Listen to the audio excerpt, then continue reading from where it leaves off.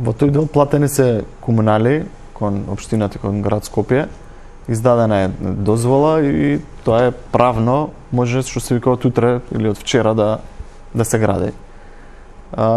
Побарано е ново идено решение да се намали катноста на останатите две, не е побарано друго, само да идено решение и едната мислам околу 18, другата 11 ката кои што се планираат.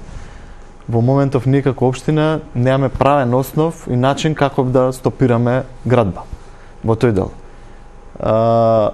Во јавно обвинителство има некој предмет во делот на купопродажба, во делот на како е стекнат капиталот и све останато, не сум целосно упатен зашто е доставено до јавното обвинителство, побарани се документи од страна на општината, уште од претходниот градоначалник, сето тоа е доставено до јавното обвинителство, доколку јавното обвинителство даде насока да таму се стопира, јас ќе бидам првиот кој што ќе искочи и ќе бара тоа да се врати во правобитна состојба. Во моментов, како што кажав, има дозвола за градба на која што ние не можеме да правиме било какво стопирање.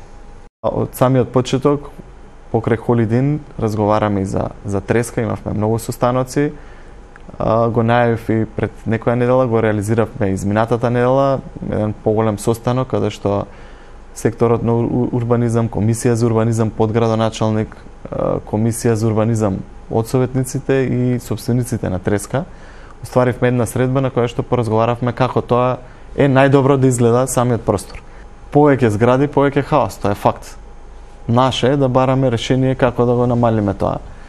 Со повеќе зеленило, со доволен број на паркинг места во парцелите, што е законски, со добри сообраќајни решенија, ќе има излези и на Теодоси Гологанов, ќе има излези на Розвелтова, но секако дека кога ќе се насели погусто, дека сообраќајниот метеж ќе биде поголем.